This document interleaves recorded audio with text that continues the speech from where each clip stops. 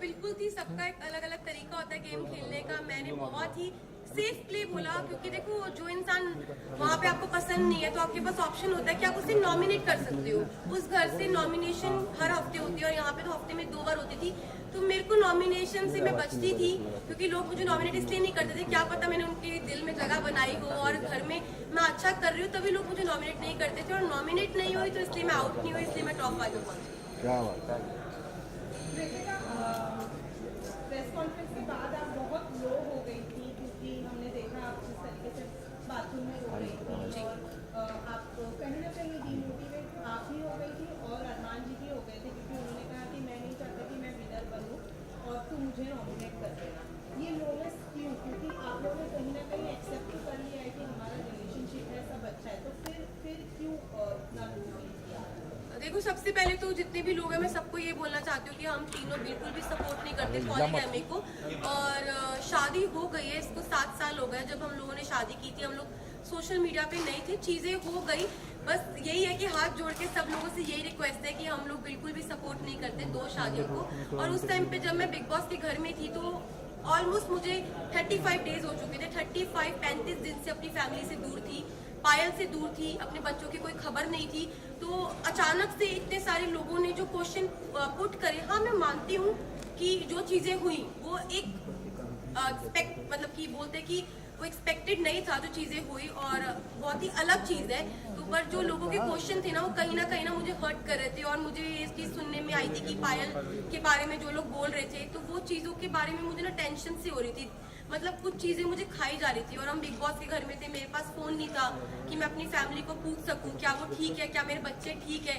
तो बस एक होता है ना कि आप 35 दिन से भरे हुए थे और वो उस दिन जो बातें हुई उस बातों से मुझे तोड़ दिया और मैं इमोशनली ब्रेक डाउन हो गई थी। पर फिर जब मैं रोई और मैंने अपनी जो दिल की बात थी अरमान जी से शेयर करी, फिर मैं थोड़ी सी, मेरा जो दिल है वो हल्का होगा।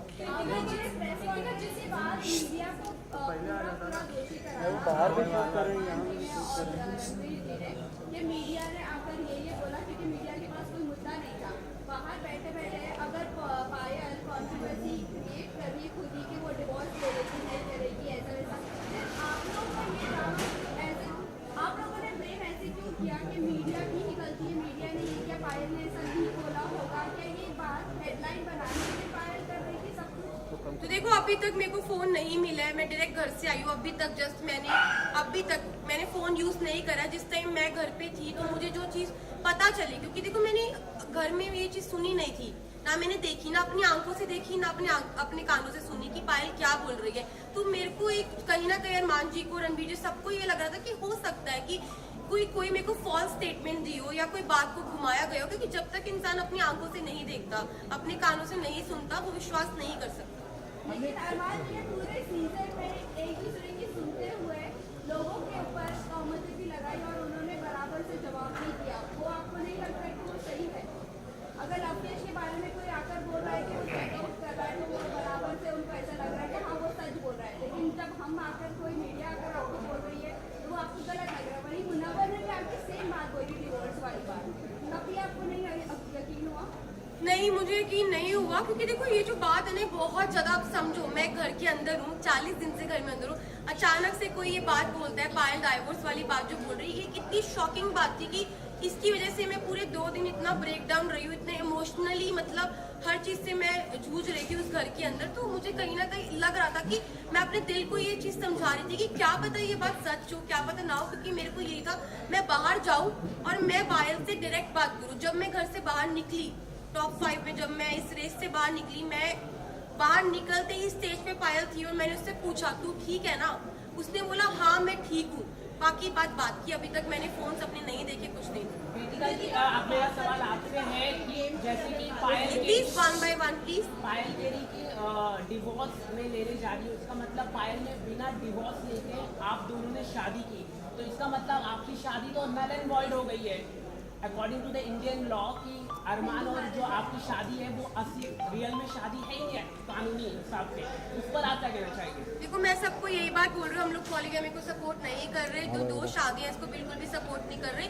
और जो मेरी अरमान जी की शादी है, जब पायल ने रेडी हुई, पायल की मर्जी थी तभी शादी हुई। और Payal as a first wife, legal wife, अगर वो ऑब्जेक्शन उठाती है तो उस चीज के लिए मतलब कि हमारी जो लॉ है वो हमें बोल सकती है। और मैं यही बात बोलूंगी कि जो हो गया प्लीज वो हो गया, बार बार एक और सवाल है जी। कि अरमान के ऊपर काफी गंभीर एलिगेशन है, 11 ईयर ओल्ड गर्ल का रेप का अक्यूज है, उस पर आप क्या कहना चाहेंगे? मैं इस पर्सनल चीज के बारे में कुछ नहीं बोलना चाहती। आई एम नॉट क्या सपोज आपको टू मालूम था I am not suppose to say क्या पायल ने कराया? तो Payal next question I am not supposed, just a second. I am not supposed to say anything। और भाई मुझे अपनी न्यायपालिका पे पूरा भरोसा है, जो भी वो फैसला उन्होंने किया है वो बिल्कुल ठीक किया होगा। लास्ट क्वेश्चन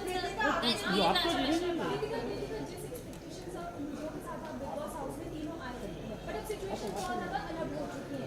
आप तीनों के रिलेशन के बारे में भी सवाल पूछ रहे हैं और पायल के स्टेटमेंट की वजह से बहुत सारे क्रॉस होते हैं। आपने अब 2 दिनों में जो सिचुएशन फेस की उसके बाद अब मेंटली प्रिपेयर है, क्योंकि फैमिली से भी बात होगी, पायल से भी बात होगी और आपको अपने जो ब्लॉग्स चैनल के जरिए आपके फैंस आपके सब जी मैं बिल्कुल प्रिपेयर हूँ हर चीज़ के लिए। हम तीनों ने जो हमारा रिश्ता है वो आप लोगों को सभी को पता है और मुझे पता है कि वो इतनी इजीली नहीं टूटेगा। अब मैं बाहर आ गई हूँ, जो भी चीज़ें हैं, जैसी भी चीज़ें, सारी चीज़ें इकट्ठी बैठ के फेस करेंगे। एक सवाल आपके लिए है कि आप थैंक यू। 5 मिनट भी नहीं हुआ।